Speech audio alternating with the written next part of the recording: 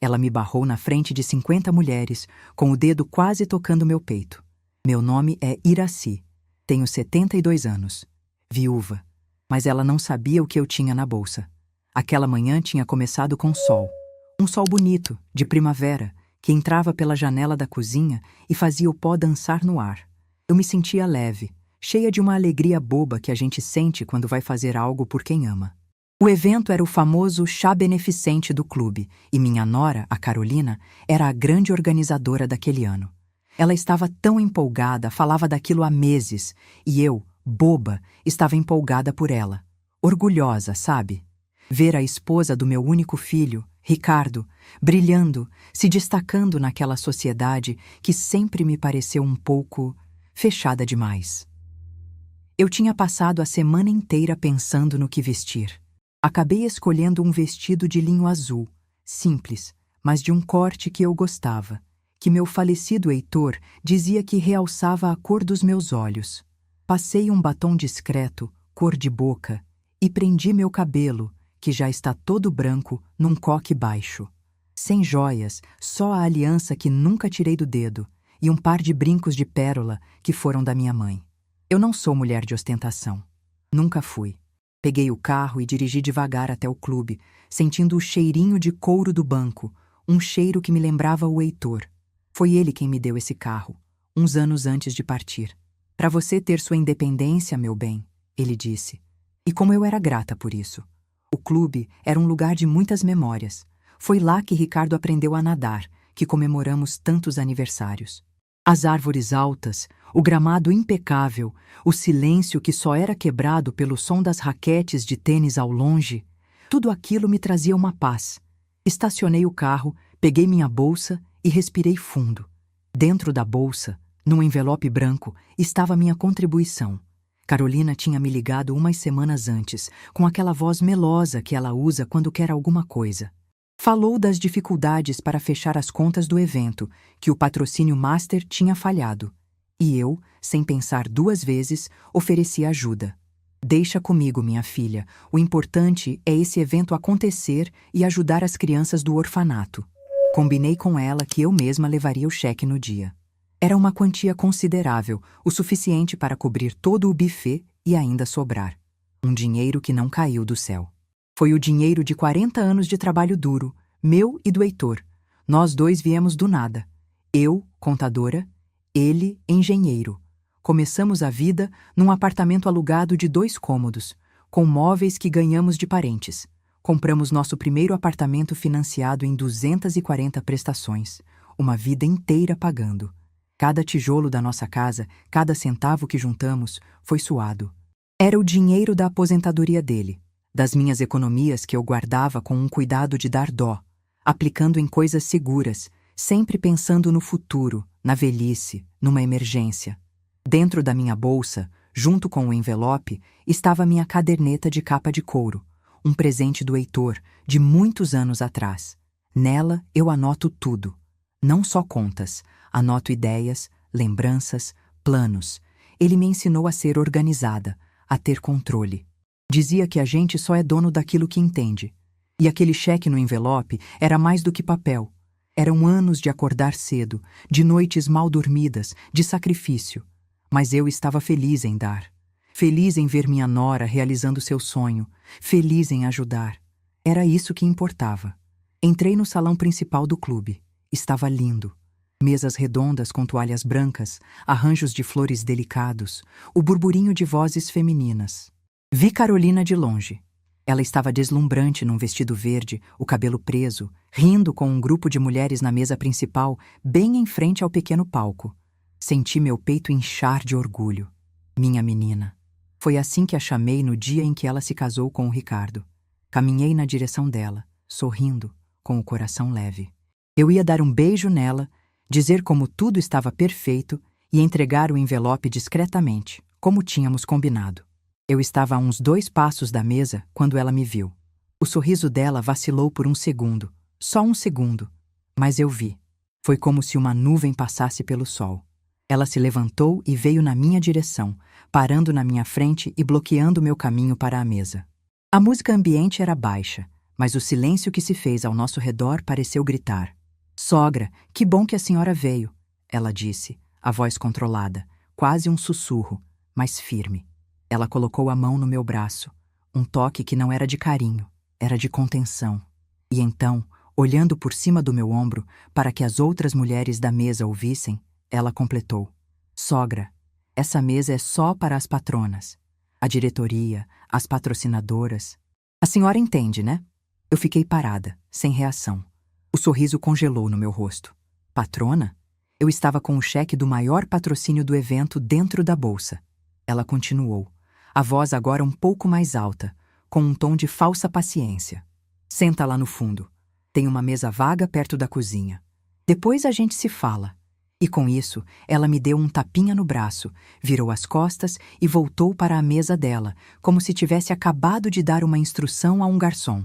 Foi como levar um tapa na cara. Um tapa que ninguém viu, mas todo mundo sentiu. Eu vi os olhares. Vi a dona da joalheria da cidade, a esposa do médico, a mulher do prefeito, todas elas na mesa principal. Vi algumas desviarem o olhar, constrangidas. Outras, com um brilho de malícia, de satisfação. A humilhação foi pública, silenciosa e cortante. Se você já se sentiu invisível assim, ou se já viu alguém passar por isso, deixa um curtir para mim. Só para eu saber que não tô sozinha nessa sensação. Meu corpo pareceu pesar 1 tonelada. As pernas mal me obedeciam. Eu me virei e caminhei de cabeça erguida, mas com o mundo desabando por dentro. O caminho até o fundo do salão pareceu ter quilômetros. Cada passo era um esforço. A tal mesa ficava mesmo ao lado da porta vai e vem da cozinha. Eu podia ouvir o barulho dos pratos, as ordens gritadas. O cheiro de fritura se misturava ao perfume das flores. Sentei-me, sozinha. Numa mesa para 8 pessoas, havia apenas um lugar posto, o meu. Olhei para a frente. Lá longe, na mesa principal, Carolina ria de algo que a mulher do prefeito disse. Ela nem olhou para trás. Nenhuma vez. Para ela, eu já não existia. Eu era um problema resolvido, uma peça fora do lugar que ela tinha colocado em seu devido canto. O canto dos irrelevantes. A dor que eu senti foi física. Um aperto no peito, uma vontade de chorar que eu engoli com força. Não era raiva, ainda não. Era uma tristeza profunda, uma decepção que me roubava o ar. Eu tinha criado o filho dela, o homem que dava a ela aquela vida de luxo, aquele sobrenome. Eu a recebi na minha família de braços abertos. E em troca, recebia o quê? Desprezo. Fui tratada como uma velhinha qualquer, uma penetra que não pertencia àquele círculo de gente importante. O garçom veio até minha mesa, quase com pena no olhar. A senhora aceita um chá? Um café? Eu só balancei a cabeça que não. Não conseguiria engolir nada. Fiquei ali, parada, olhando para as minhas mãos sobre a toalha branca. As mesmas mãos que trocaram as fraldas do marido dela, que cozinharam por 30 anos, que digitaram relatórios contábeis até de madrugada para garantir um futuro melhor para ele. E agora, essas mãos eram indignas de se sentar à mesa principal. Lembrei do Heitor. Ah, se o Heitor estivesse vivo! Ele não faria um escândalo, não era do feitio dele. Mas ele se levantaria, pegaria na minha mão com aquela firmeza que só ele tinha e diria, com a voz calma e grave, vamos embora, Iraci. Nosso lugar não é aqui. E nós iríamos. Mas ele não estava mais ali para me defender. Eu estava sozinha. E pela primeira vez em muito tempo, senti o peso dessa solidão. A dor da humilhação começou a dar lugar a uma frieza, uma clareza gelada. Eu olhei de novo para a mesa da frente. Carolina gesticulava, mostrava alguma coisa no celular para as amigas, a rainha em sua corte. Ela me usou. Usou meu dinheiro, minha boa vontade e depois me descartou na frente de todos para manter as aparências. Ela não queria a sogra simples, a contadora aposentada, manchando a imagem dela de nova socialite.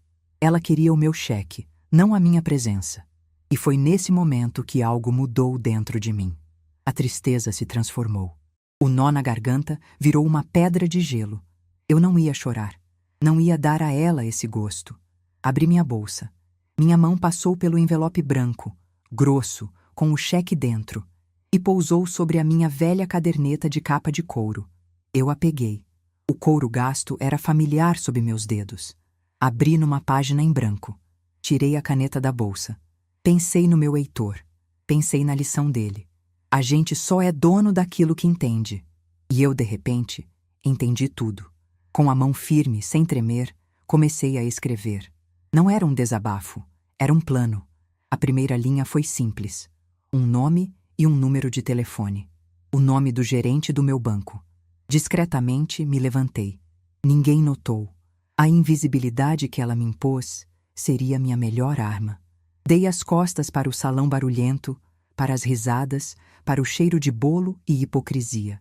Caminhei em silêncio, não em direção à saída, mas para o corredor que levava à parte administrativa do clube, onde ficava a sala da diretoria, onde ficava o telefone.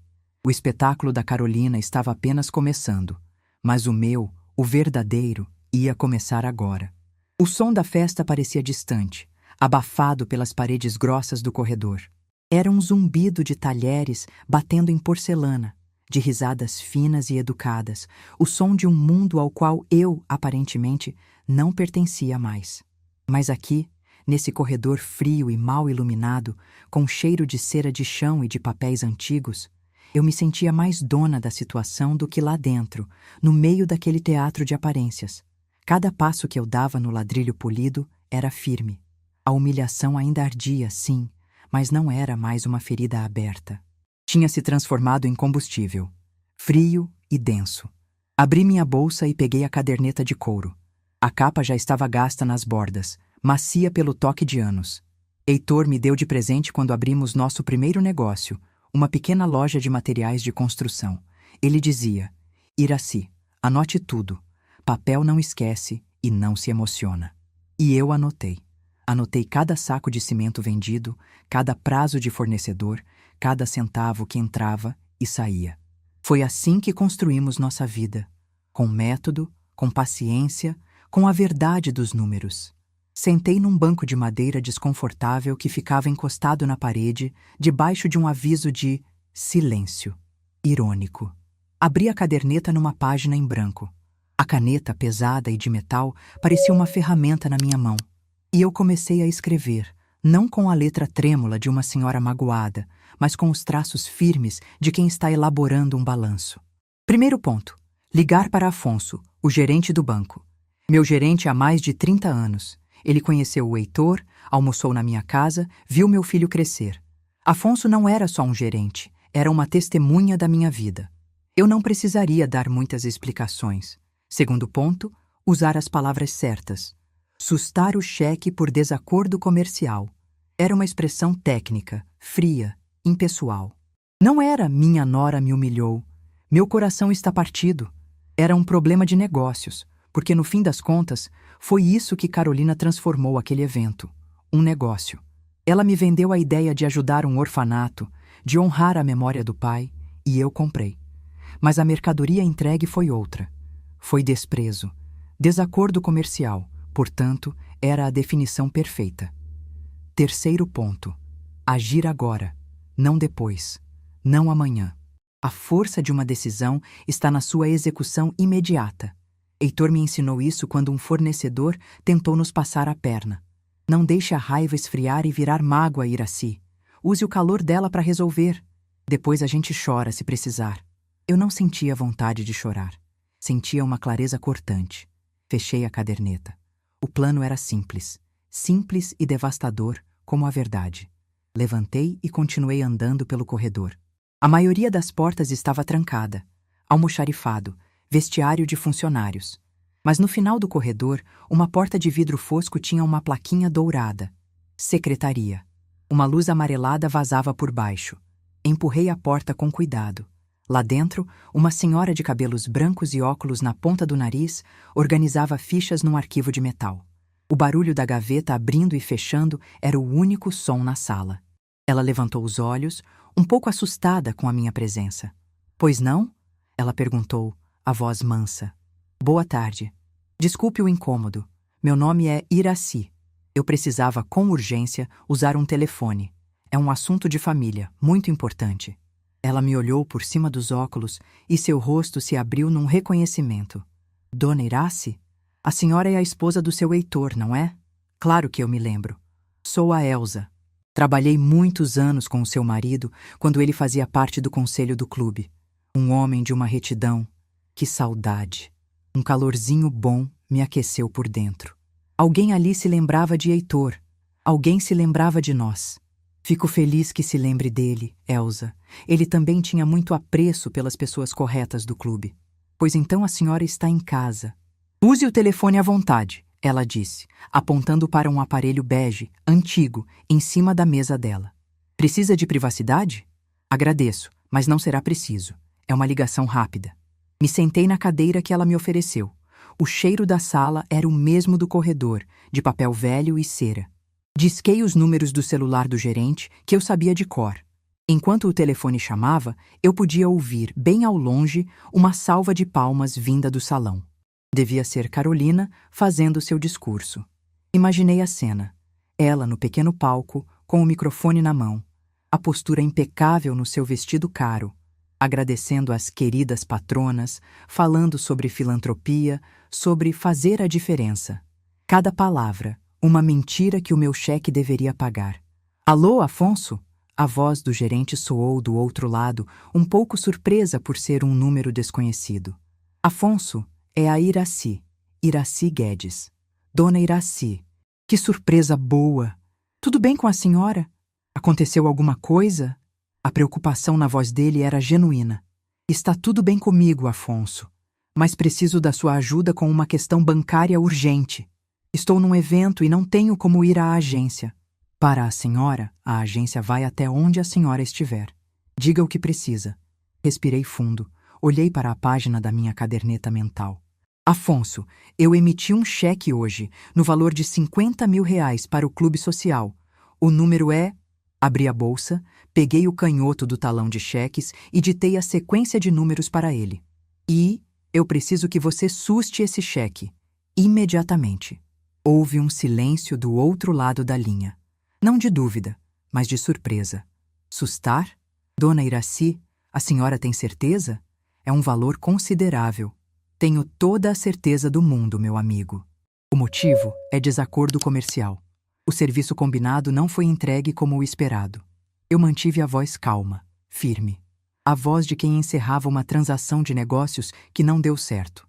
Entendido. Desacordo comercial. Não preciso de mais nada. Considere feito, Dona Iraci.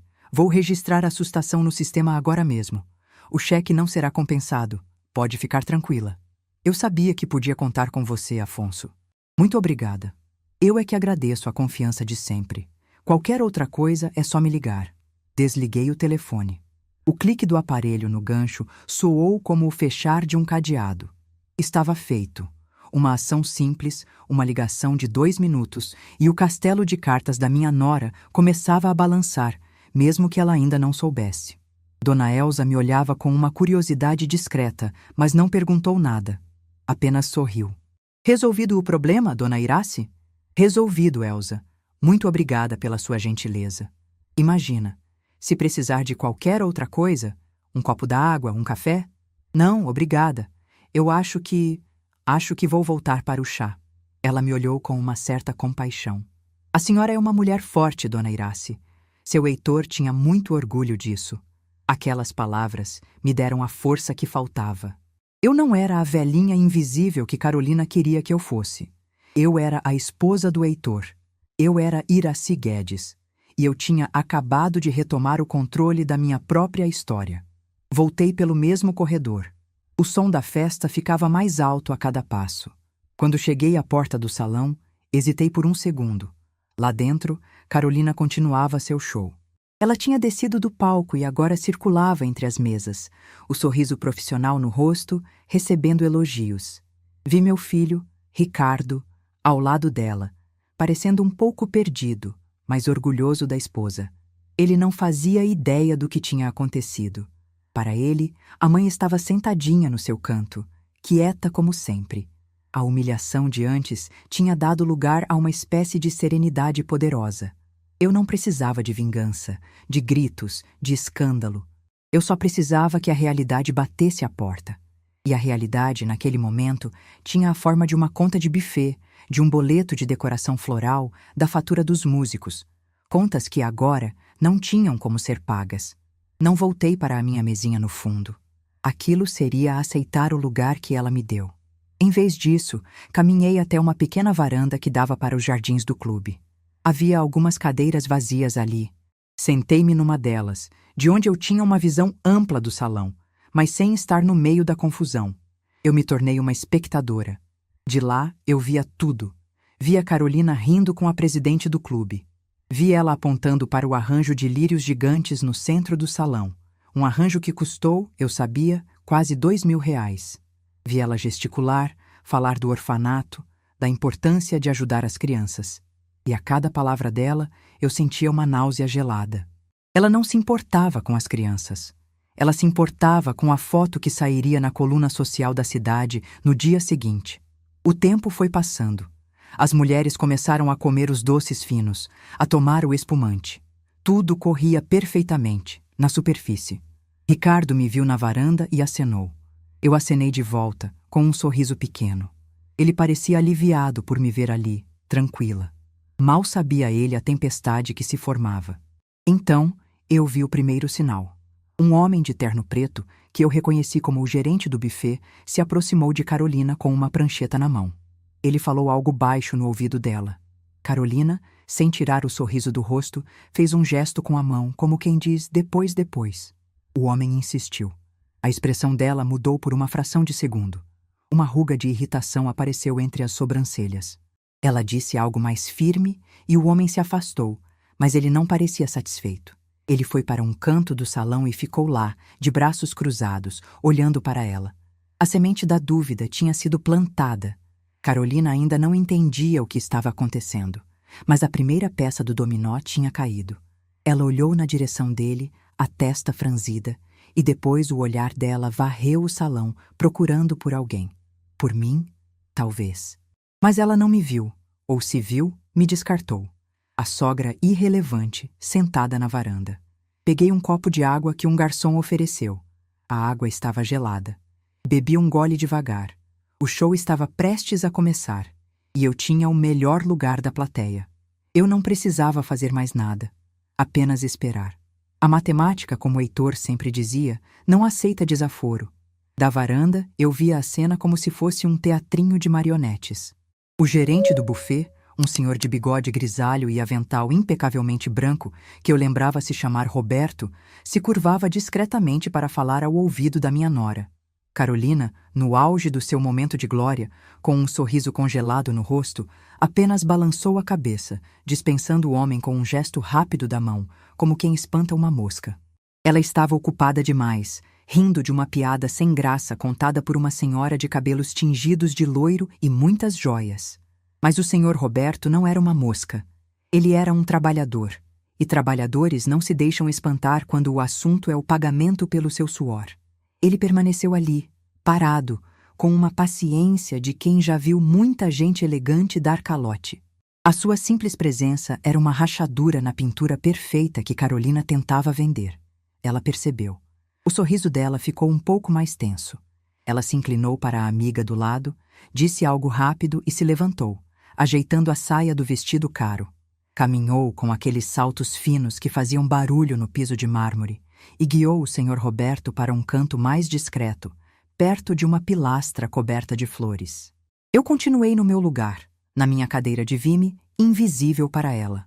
A brisa da tarde era agradável, mas eu sentia um frio por dentro, uma calma gelada que eu não sabia que possuía. Eu não precisava ouvir a conversa.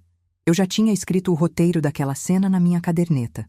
A linguagem corporal deles dizia tudo. Carolina gesticulava com impaciência. Cruzava os braços.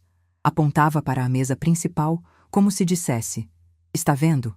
Está tudo perfeito, não me amole." O senhor Roberto, por outro lado, mantinha as mãos unidas na frente do corpo, a postura firme. Ele não estava sendo agressivo. Estava sendo profissional. E não há nada que desmonte mais uma pessoa arrogante do que um profissional calmo fazendo o seu trabalho. Vi Carolina abrir a bolsa de grife, tirar um porta-cheques e estender para ele o meu envelope branco. O envelope que eu tinha entregado a ela com tanto orgulho, com tanto afeto, menos de 2 horas atrás. Ele pegou o envelope, abriu, olhou para o cheque. E então, o momento que eu esperava. Ele balançou a cabeça negativamente. Devolveu o cheque para ela. A expressão de Carolina mudou de impaciência para confusão. Ela olhou para o papel, virou, como se procurasse um defeito. Falou alguma coisa, apontando para a minha assinatura. Heitor sempre disse que a minha assinatura era forte, parecia um desenho de tão firme. O senhor Roberto disse algo de volta, e eu pude imaginar as palavras. Minha senhora, o banco informou que este cheque foi sustado. Sustado. Uma palavra tão técnica, tão fria, muito mais eficiente que um grito, que uma acusação. A matemática não tem coração. Os números não se ofendem, eles apenas são o que são. E naquele momento, o número na conta do buffet era bem maior que o número na conta da minha nora. A cor sumiu do rosto de Carolina. Ela guardou o cheque na bolsa de forma desajeitada, quase amassando. Pegou o celular. Eu sabia para quem ela estava ligando. Para o meu filho, Ricardo, o marido dela, o homem que eu criei para ser honesto e trabalhador, e que tinha se deixado levar pelo brilho falso daquele mundo. Enquanto ela falava ao telefone, com a voz baixa e sibilante, o pânico começou a se instalar. Ela olhava de um lado para o outro, certificando-se de que ninguém da mesa principal estava prestando atenção. Mas era tarde. A ausência dela já era notada. E a presença insistente do gerente do buffet ao seu lado era um ponto de interrogação no meio do salão. As conversas na mesa das patronas começaram a diminuir. As cabeças se viravam discretamente. O cheiro do fracasso social tem um faro muito apurado. Elas sentiam que algo estava errado. A anfitriã perfeita, a nova estrela da sociedade, estava encurralada perto de uma pilastra, discutindo com o pessoal do serviço. Para aquelas mulheres, era a maior das humilhações. Vi Carolina desligar o telefone com raiva. Ricardo devia estar em reunião ou simplesmente não atendeu. Ela estava sozinha, completamente sozinha. E o senhor Roberto continuava ali, esperando. O tempo dele era dinheiro, o meu também. Ela tentou uma última cartada. Sorriu para o homem, um sorriso que não chegava aos olhos, e disse algo que parecia uma promessa. Vou resolver, só um instante. E então ela fez algo que me surpreendeu. Em vez de se dirigir à diretoria ou de tentar falar com o banco, ela caminhou na direção da mesa principal. O corpo dela estava rígido, a postura forçada. Ela subiu no pequeno palco onde mais cedo tinha feito o seu discurso de agradecimento. Pegou o microfone. O salão ficou em silêncio. Um murmúrio percorreu o ambiente. O que ela iria fazer? Anunciar um sorteio? Agradecer novamente? Minhas queridas amigas, patronas deste clube que tanto amamos, ela começou, a voz um pouco trêmula, mas tentando soar firme. Peço a atenção de vocês por um momento. Tivemos um pequeno contratempo administrativo. Coisas de banco, vocês sabem como são. Ela riu, um som oco. Ninguém riu com ela. Parece que houve um equívoco com o cheque do patrocínio principal, uma confusão. E então ela olhou diretamente para mim. Pela primeira vez naquela tarde, ela me enxergou. Mas o olhar dela não era de reconhecimento. Era de acusação. A minha sogra, Iraci, que generosamente se ofereceu para ajudar, ela fez uma pausa, deixando as palavras no ar. Infelizmente, por ser uma pessoa de mais idade, talvez tenha se confundido ao preencher. Mas não se preocupem, tudo será resolvido. É apenas um mal-entendido. Um mal-entendido. Ser de mais idade, confusão. Ela estava me usando como escudo. Estava me pintando de velha, de senil, de incapaz, na frente de 50 mulheres, para salvar a própria pele. O sangue ferveu nas minhas veias, mas meu rosto permaneceu sereno. O desprezo dela era a minha armadura. Heitor me ensinou que a melhor resposta para o desespero de alguém não é o seu próprio desespero, mas a sua calma. Era a hora. Levantei-me da minha cadeira de vime. Ajeitei meu vestido simples. Peguei minha bolsa e a minha caderneta de couro. E comecei a caminhar. Não para a saída, não para a minha mesinha no fundo. Eu caminhei em direção a ela, em direção ao palco. Cada passo meu era lento, deliberado. O som dos meus sapatos baixos e confortáveis era quase inaudível, mas o silêncio no salão era tão grande que parecia o barulho de um trovão. As cabeças se viraram em uníssono. Carolina me viu chegando e seu rosto, que já estava pálido, ficou branco como papel. Ela tentou sorrir, como se eu estivesse indo lá para confirmar a história dela. Ah, aqui está ela, a minha querida sogra, para nos ajudar a esclarecer. Eu não olhei para ela. Subi os 2 degraus do palco e me dirigi não a ela, mas à presidente do clube, Dona Marlene, que estava sentada na primeira fila, com uma expressão de profunda preocupação. Eu não precisava de microfone. Minha voz, quando eu quero, alcança o fundo da sala. Dona Marlene, comecei com um tom respeitoso. Boa tarde a todas as senhoras. Fiz uma pausa, olhando para cada rosto curioso na plateia. Meu nome é Iraci. Sou viúva de Heitor Guedes, que foi sócio deste clube por mais de 40 anos. Algumas das mulheres mais velhas assentiram com a cabeça, lembrando-se dele. Eu estava estabelecendo meu lugar ali, não como a sogra, mas como parte da história daquele lugar. Eu vim a este chá hoje com um único propósito, continuei, a voz firme como nunca. Honrar a memória do meu marido e ajudar o orfanato Santa Rita, uma causa que sempre foi muito importante para nós. Para isso, eu trouxe um cheque. Um cheque de R$50 mil, fruto de uma vida inteira de trabalho, meu e do meu falecido esposo. Um suspiro coletivo percorreu o salão. O valor era alto. As mulheres se entreolharam. Agora elas entendiam a dimensão do patrocínio principal. Fui informada, prossegui, virando meu corpo lentamente na direção de Carolina, que estava paralisada ao meu lado, que esta mesa principal era reservada para as patronas. Uma palavra bonita. Patrona vem de patrocinar. Apoiar, honrar. É uma via de mão dupla. A gente oferece o recurso e, em troca, recebe o respeito, a consideração, o lugar à mesa. Olhei para a mesa vazia no fundo, perto da cozinha. Mas parece que aqui as regras são diferentes. Fui informada pela anfitriã do evento que o meu dinheiro era bem-vindo, mas a minha presença não. Meu lugar, segundo ela, era lá, no fundo, com os irrelevantes. O silêncio era pesado, cortante. Ninguém ousava respirar. Então, senhoras, não houve confusão nenhuma, não houve equívoco de uma pessoa de idade. Houve uma decisão de negócios. Abri minha caderneta de couro. A página estava ali, com a minha caligrafia. Um patrocínio é um contrato, mesmo que de palavra. Quando uma das partes quebra o contrato, a outra parte tem o direito de se retirar. O termo técnico para isso é desacordo comercial. E foi exatamente por esse motivo que o cheque foi sustado. O acordo foi quebrado no momento em que a honra, que era a minha parte no negócio, não foi entregue. Fechei a caderneta com um estalo suave. O buffet, as flores, a música, tudo isso precisa ser pago. E quem paga é a anfitriã que convida. A verdadeira patrona. Eu vim para ser uma. Mas como fui dispensada dessa função, dispenso também a obrigação. Aí eu pergunto para você que está me ouvindo, você teria tido essa calma toda? Ou teria feito um escândalo? Me conta nos comentários, quero saber. Eu, naquele momento, senti uma paz que não sentia há muito tempo. A paz de quem coloca as coisas no seu devido lugar. Carolina finalmente explodiu. O verniz de boa moça derreteu, revelando a pessoa que existia por baixo. A senhora está fazendo isso para me humilhar, ela gritou, a voz esganiçada, apontando o dedo para mim. Sempre teve inveja de mim. Inveja porque eu consegui o que a senhora nunca teve. O que eu nunca tive. Eu tive um casamento de 50 anos com um homem que me respeitava. Eu tive um filho.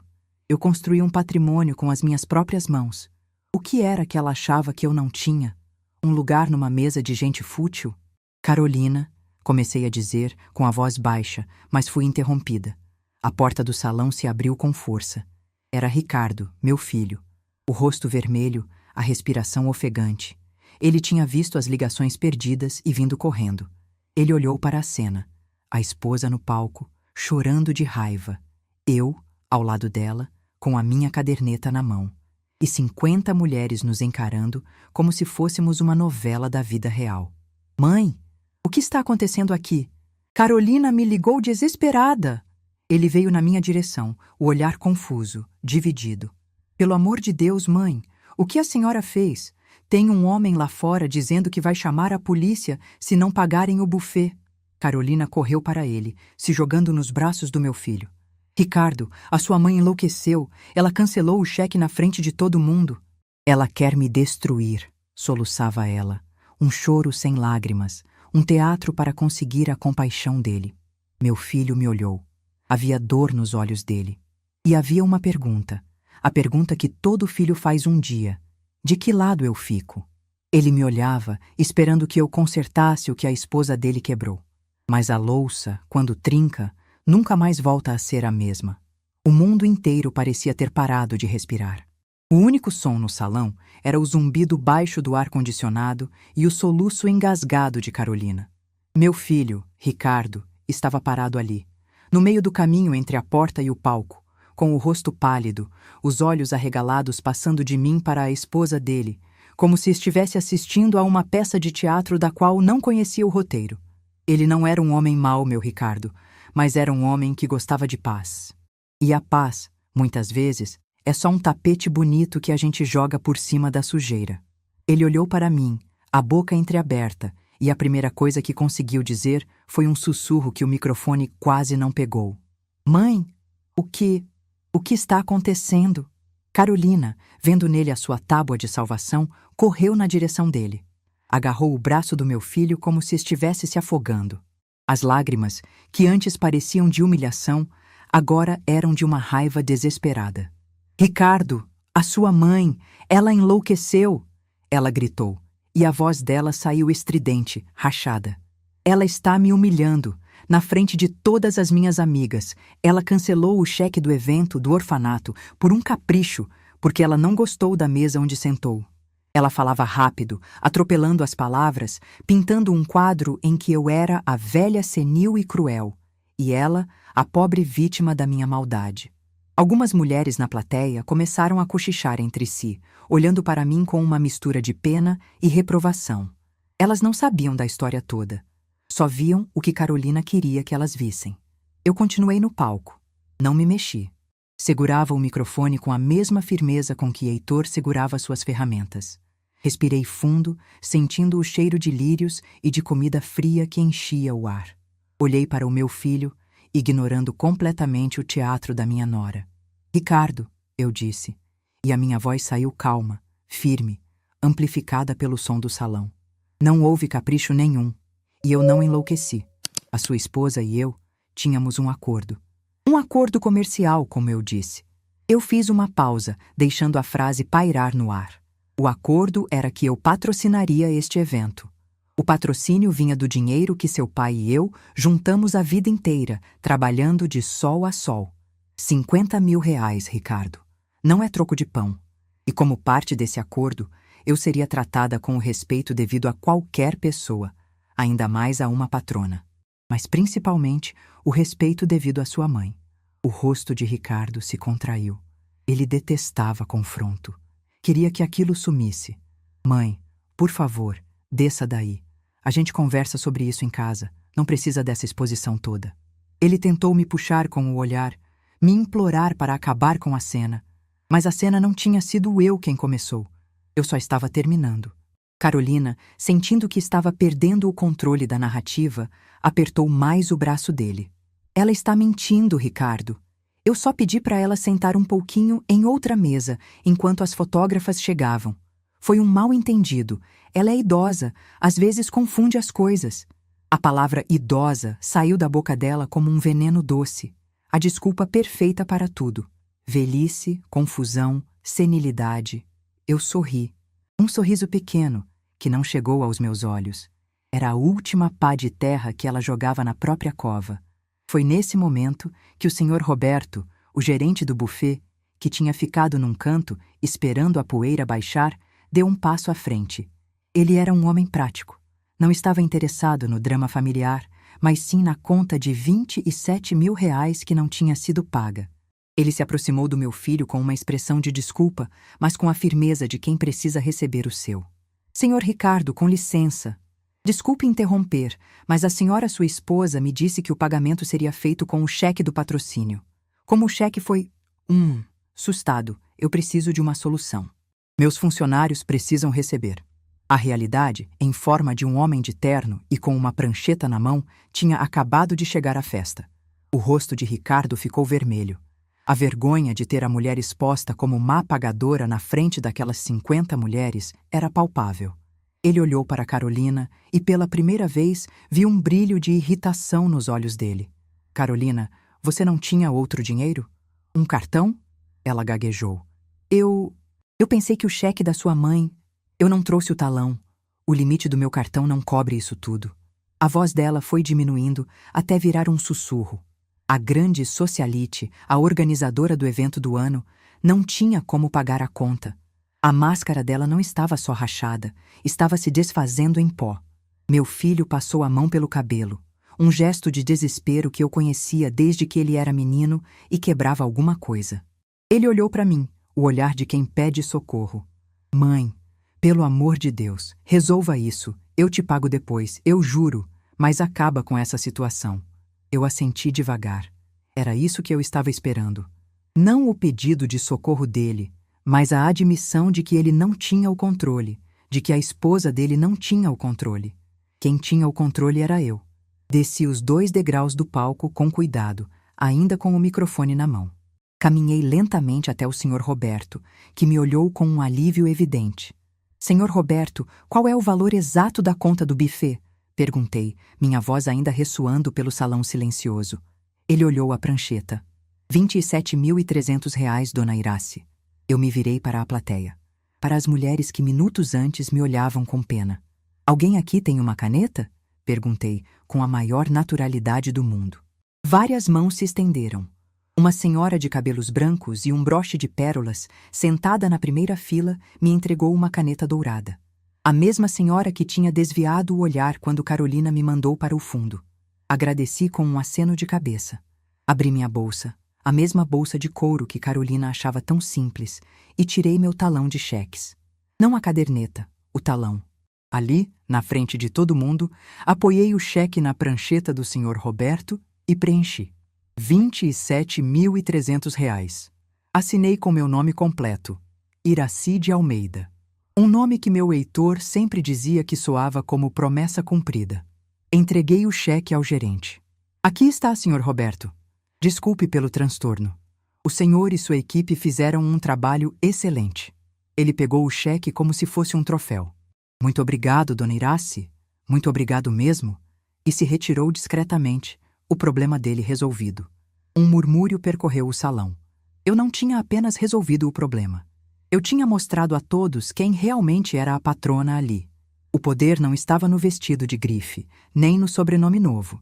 Estava na capacidade de honrar um compromisso. Carolina me olhava com ódio puro.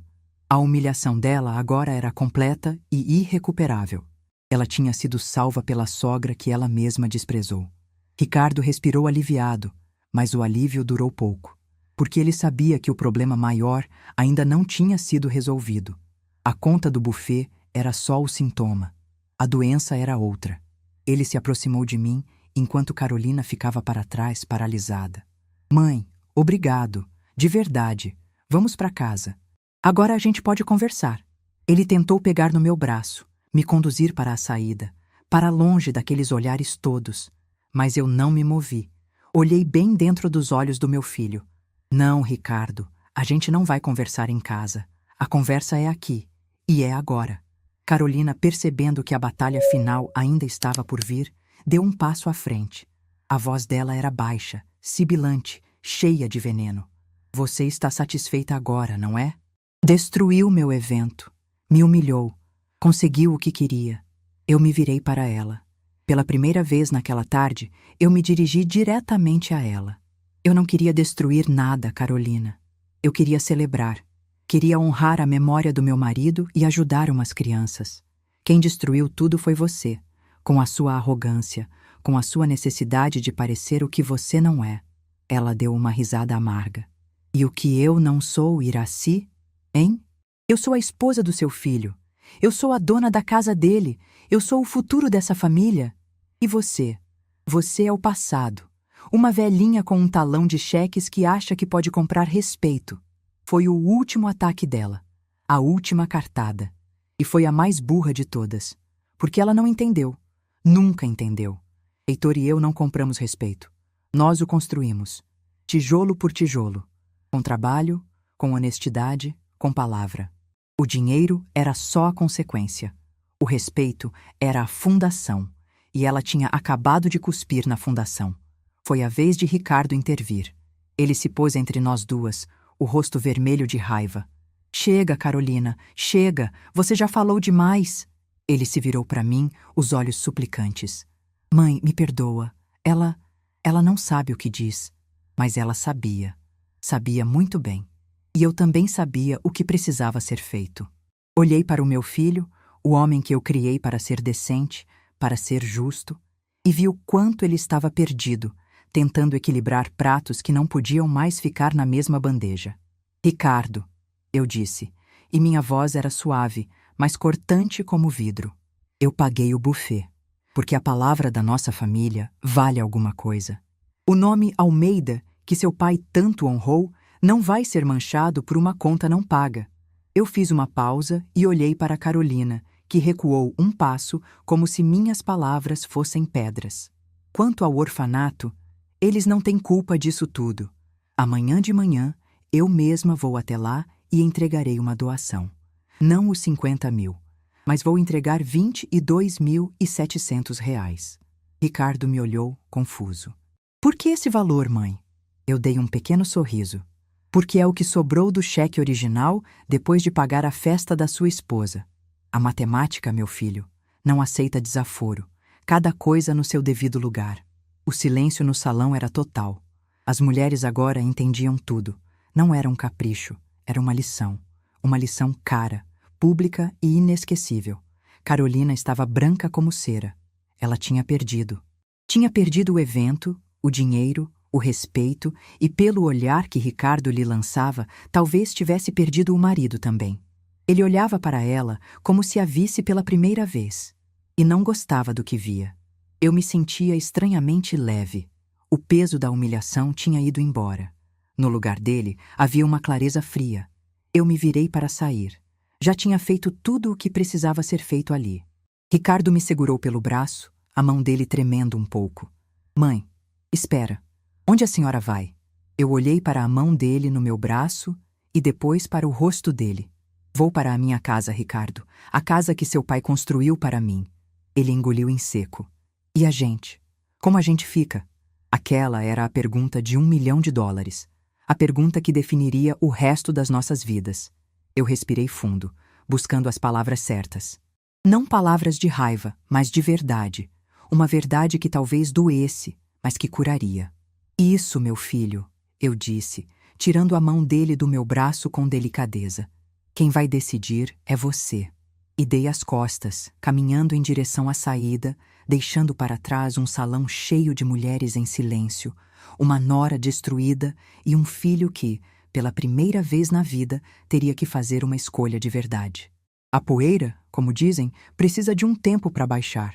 E a poeira que eu levantei no salão daquele clube era fina, daquelas que entram em cada fresta, em cada canto, e demoram dias para assentar. Eu saí de lá não me sentindo vitoriosa, não. Sentia um alívio frio, uma clareza que há muito tempo eu não tinha. Era como limpar uma janela embaçada pela gordura e pelo tempo. De repente, eu enxergava as cores de novo. As cores reais, não as que pintavam para mim. Fui para casa, tirei meus sapatos, fiz um chá de camomila e me sentei na minha poltrona, a poltrona do Heitor. O silêncio da casa não me pareceu solidão, mas sim paz. Eu sabia que o telefone ia tocar, sabia que meu filho viria, mas pela primeira vez eu não estava esperando com ansiedade. Estava esperando com a calma de quem sabe que fez o que precisava ser feito. A matemática da vida, às vezes, exige uma conta dura de ser fechada, e eu tinha acabado de fechar a minha. Os primeiros dias foram de silêncio absoluto. Nem Ricardo, nem Carolina. Eu não procurei. O orgulho ferido precisa de tempo para se curar ou para virar outra coisa, uma coisa mais feia. Eu aproveitei esse tempo. Na segunda-feira seguinte àquele sábado, peguei o telefone e liguei para o orfanato Santa Rita. Falei com a irmã Lúcia, a diretora. Me apresentei, expliquei que era a doadora anônima daquele cheque de R$ 22.700 e disse que gostaria de fazer uma visita. A voz dela era doce, mas cansada, uma voz de quem carrega o mundo nas costas. Ela me convidou para ir na manhã seguinte. Quando cheguei lá, o lugar era simples, limpo, mas com as marcas do tempo e da falta de dinheiro. Paredes que precisavam de uma mão de tinta, um balanço no parquinho que estava remendado com arame. Mas o cheiro era de bolo de fubá e o som era de risada de criança. Aquilo sim era riqueza. Irmã Lúcia me recebeu com um abraço que parecia que me conhecia a vida inteira. Me mostrou cada canto. A biblioteca pequena, com os livros de capa gasta. O refeitório, onde as crianças comiam com uma alegria que enchia os olhos. Ela me contou que o dinheiro que eu doei ia finalmente permitir que eles consertassem o telhado do dormitório masculino, que tinha uma goteira terrível bem em cima de 3 beliches. A senhora não imagina, dona Irace? Toda vez que chovia forte, era uma correria no meio da noite, puxando cama, secando o chão. A senhora nos deu noites de sono tranquilas.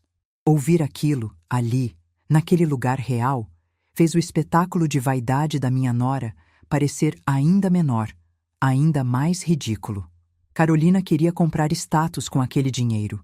Eu, sem querer, comprei o sono tranquilo de 30 crianças. A conta não podia ser mais clara. Irmã Lúcia me ofereceu um café e, enquanto conversávamos, ela me olhou com curiosidade. A senhora me perdoe a indiscrição, mas...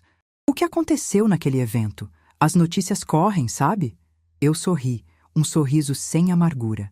Aconteceu a vida, irmã. Aconteceu que, às vezes, a gente precisa lembrar aos outros e a nós mesmos o valor do nosso nome. Ela balançou a cabeça, compreendendo tudo sem que eu precisasse dizer mais nada. Fiquei lá por horas. Ajudei uma das cuidadoras a dobrar uma pilha de lençóis que parecia não ter fim. O cheiro de sabão em pó, o calor do tecido recém-passado, aquilo era concreto, era trabalho, era dignidade, era o mundo de onde eu vim, o mundo que Carolina tentou apagar com uma mesa no fundo do salão. Foi só na quarta-feira que o telefone tocou. Era Ricardo.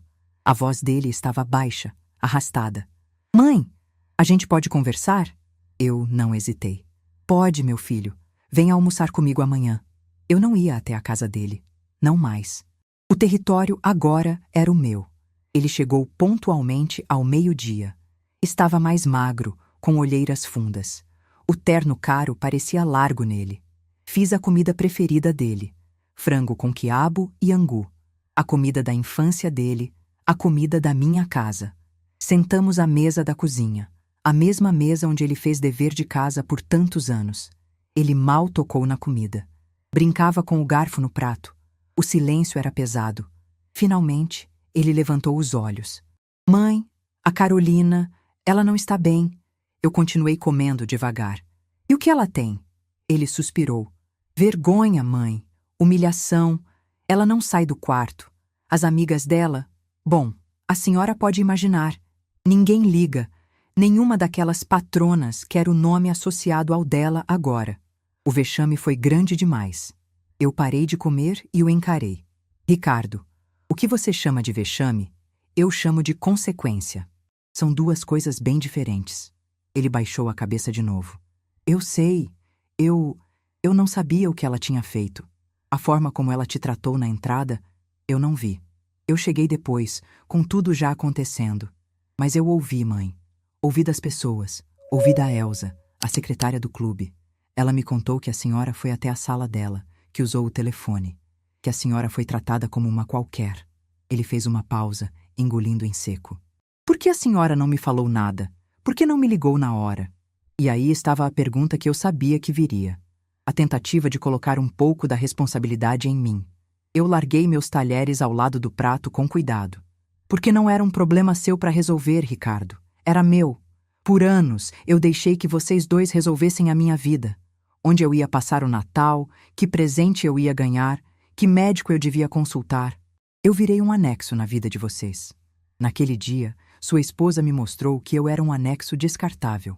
E eu decidi que, se era para ser invisível, que fosse nos meus termos. Eu não precisava do meu filho para me defender. Eu precisava que a minha nora entendesse o valor do dinheiro que ela tão facilmente usava. E a única língua que ela entende é a dos números. Ele ficou em silêncio por um longo tempo. Eu vi a luta dentro dele. O amor pela esposa, a lealdade à mãe, o homem que ele era contra o menino que ainda buscava aprovação. Ela quer pedir desculpas, ele disse por fim. A voz era quase um sussurro. Ela quer vir aqui conversar com a senhora. Eu balancei a cabeça. Não, ainda não. Um pedido de desculpas, Ricardo, não é uma mágica que apaga as coisas. É o primeiro passo de uma longa caminhada.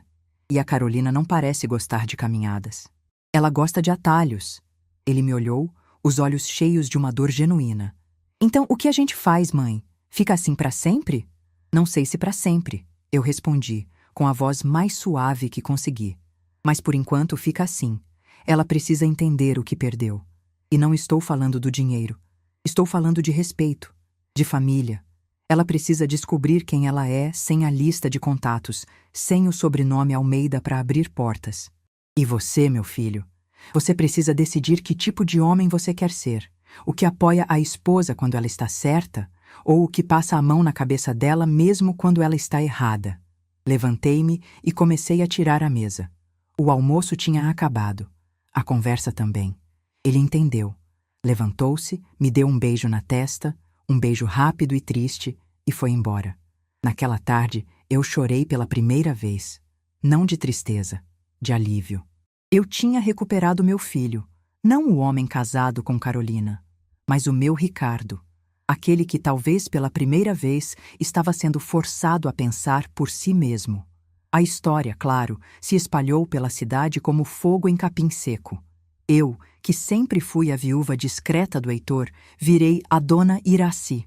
Um dia, na fila do mercado, uma senhora que eu só conhecia de vista, uma das tais patronas que estava na mesa principal, me tocou no braço. Ela era alta, elegante, sempre com um ar de superioridade. Mas ali, entre os tomates e as cebolas, ela me olhou diferente. Dona Iraci, me perdoe a intromissão, mas eu preciso dizer, o que a senhora fez foi de uma classe, de uma coragem. Muitas de nós ali pensamos a mesma coisa sobre a sua nora, uma alpinista social, mas ninguém nunca teve a sua firmeza. A senhora nos deu uma lição.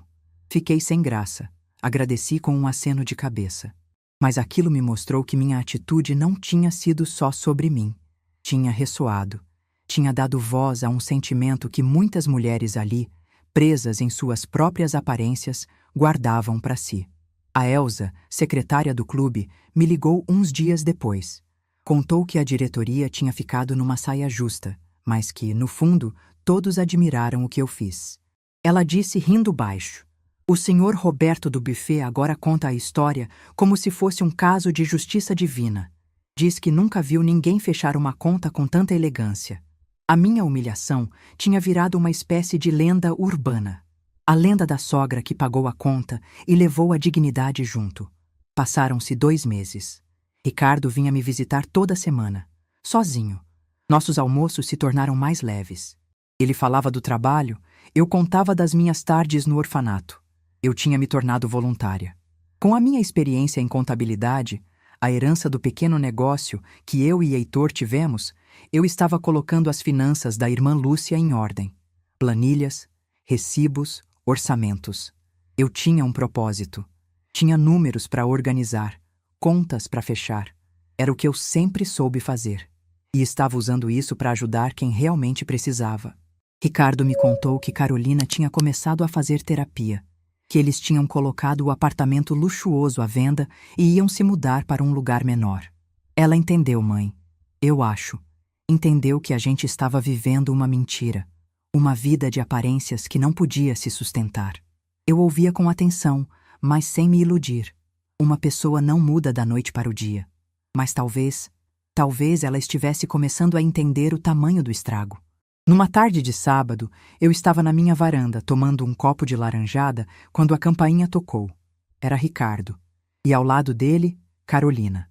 Ela estava diferente. Sem a maquiagem pesada, sem as joias. Usava um vestido simples, sapatilhas, parecia mais jovem e infinitamente mais frágil. Meu primeiro instinto foi fechar a porta, mas eu olhei para o meu filho, para a esperança no rosto dele. Respirei fundo. Entrem! Eles entraram e ficaram parados no meio da sala, sem saber o que fazer. Eu não ofereci assento, apenas esperei. Foi Carolina quem falou primeiro. A voz dela era baixa, quase inaudível. Dona Iraci, eu não vim pedir perdão, porque eu sei que o que eu fiz não tem perdão fácil. Fiquei surpresa. Esperava lágrimas, drama. Não aquilo. Eu vim dizer que a senhora estava certa. Em tudo, eu me perdi. Me perdi na ambição, na vontade de ser alguém que eu não era. E, no processo, eu machuquei as pessoas que mais deviam importar. Machuquei o Ricardo e humilhei a senhora, que só queria ajudar. Ela fez uma pausa e vi que seus olhos estavam marejados de verdade. Eu não peço que a senhora me aceite de volta. Eu só peço uma chance um dia de mostrar que eu posso ser uma pessoa melhor. Que eu estou tentando.